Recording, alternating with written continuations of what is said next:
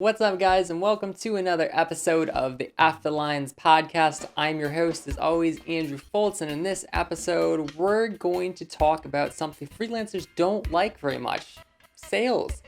I'm not just going to talk about sales. I'm going to talk about this experience that I had working at a part-time running store job as a shoe salesman. Because when I first started out as a freelancer, I wasn't very good at sales. I didn't like it. In fact, I kind of hated it. But after I worked at this part-time job, it started to make it really easy for me to understand how to be a better salesman and actually just have a little bit of fun doing it. So I'm going to give you guys 10 tips that are really, really simple so you can put them into action in your own business really quickly. So let's just dive right into it. Number one is just asking questions. So let's say a running customer comes in and they say something like, "My knees are hurting, so I need a shoe with a lot more cushion." Now, the rookie move here is to just accept that and go grab them a high cushion shoe. But it's worth it always to ask more questions just to make sure you understand what the problem really is. So let's say I ask, well, how long have you had your current shoes for? And they say a year. And they say, well, how did they feel when you first had them? They said, oh, they felt pretty good. I'm like, did your knees hurt? And they say, no. So then at that point you realize they don't need a higher cushion shoe. They just need the same shoe not worn out. So they need a new version of what they already had. Number two is kind of similar to this. It's consider everything and trust nothing.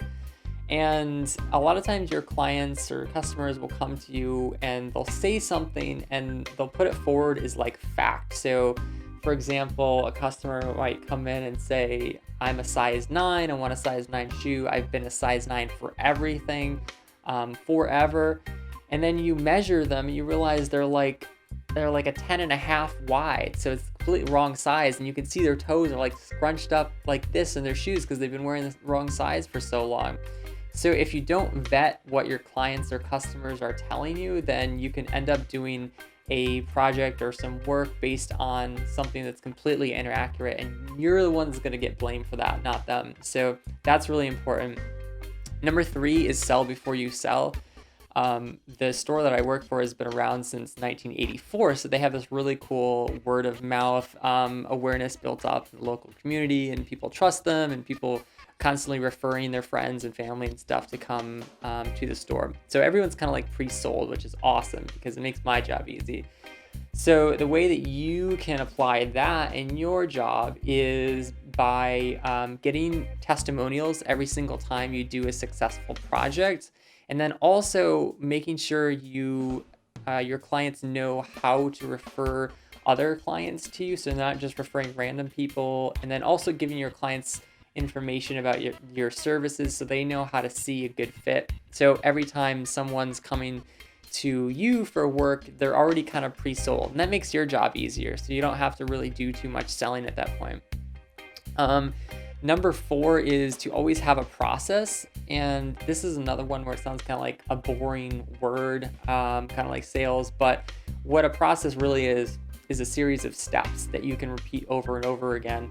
And the important part about that is that it allows you to improve. So working in a running store, I might have like 5 to 10 sales per night. And every time I do a sale, I do the same process over and over again. And if I see something wrong with it, you can kind of make like a little tweak. And then the next time you can test it. It's like, did that improve? And if so, you just update your process a little bit. And this is a much better way to go about it than just kind of doing a completely different process every time you have a new client. That's just a nightmare, and you can't really improve that way. So have a repeatable process, and then always be documenting it and like improving it as you go, so you make sure that you're not making the same mistakes over and over again. Number five is to control the sale. You never ever want to let clients hijack you when you're in the middle of your process. So let's say that a client or a customer at the running store just pulls a random Nike shoe off the wall, and they're like, I want this. Now, I don't want to bring that shoe out for them because I don't even know if it's going to work. So At that point, I'll say, okay, that's great. We can try that shoe, but first let's get on the treadmill and see if there's anything in your stride that will help us get some more shoes that might be a great fit for you. So if you notice you're getting off track or your client's kind of trying to take control of your process, just stop and then go back to wherever you left off. So you want to make sure that you're doing the same process every time and not letting your client control where you're going. Number 6 is snuck premise, and here's kind of like a goofy metaphor. So like when you're trying to feed a kid like veggies or something, you could like cover it in peanut butter or something to make it more appealing so they're not so focused on the veggies. And I used to do the same thing, or I still do the same thing in my part-time running store job. So like if a client, like I said, just pulls a random Nike shoe off the wall, I could say, okay, yeah, we can try that. Let me bring you out 3 shoes that are similar to that. You can try them on and we can go from there. And then I'll bring out the 3 shoes. They'll try the 3 shoes and then they'll realize that they like them, and they'll just forget all about the Nike shoe that really wasn't a good fit for them to begin with.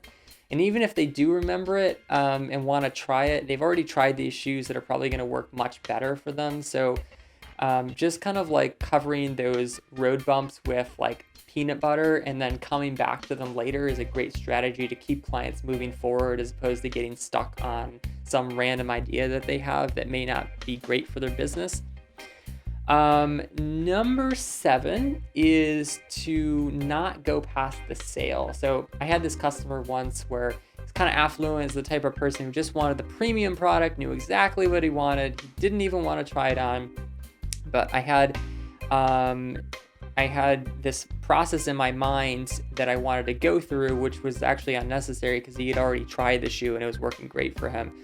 So I tried to bring out more shoes for him, and he actually got kind of pissed, and he ended up leaving the store without buying the shoe because he just wanted to buy the shoe that he had bought before, and I tried to go past the sale.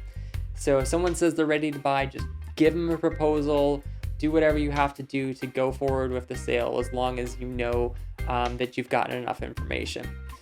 Number 8, don't use jargon. Just speak really, really simply, the way that you would if you were just talking to a friend under normal circumstances. Like if I'm selling shoes, I'm not talking about like the material and the foam or what kind of lacing technology they have. Customers do not care about that kind of stuff.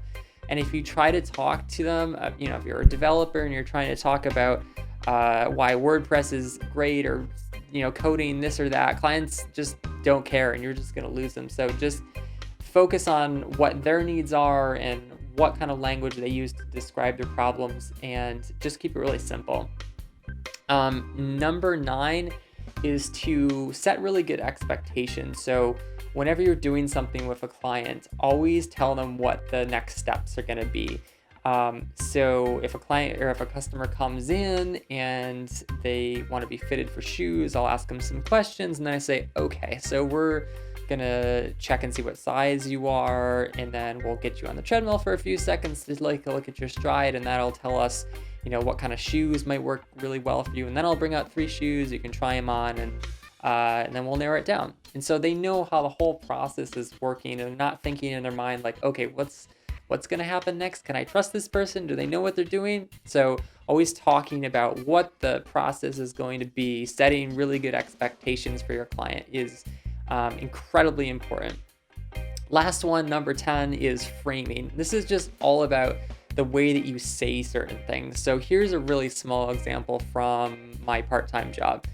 When we have a new customer, we like to put their information into a purchase history. Don't sell their information. We don't do anything with it. It's just literally to track what they bought so they can look it up if they come back. And when I started out in that job, what I used to do is say, we don't sell your information. We're not going to do anything with it. And I actually had a hard time getting people literally just to give me a phone number, which served as the account number for their purchase history.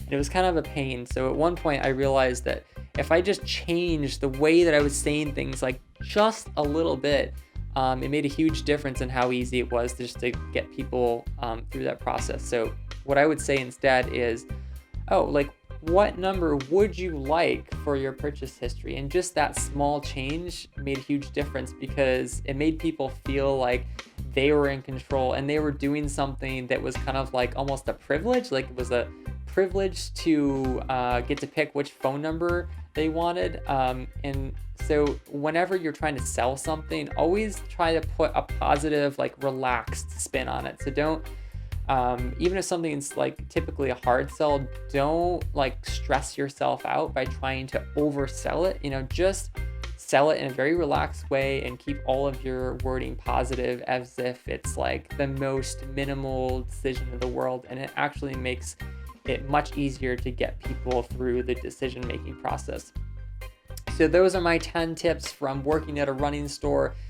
I hope that you guys can put those into use really quickly to help make yourself a little bit more savvy at sales, and maybe have a little bit more fun at it too with your clients. So just to review: ask questions, consider everything, trust nothing, sell before you sell, have a process, control the sale, don't let clients hijack you.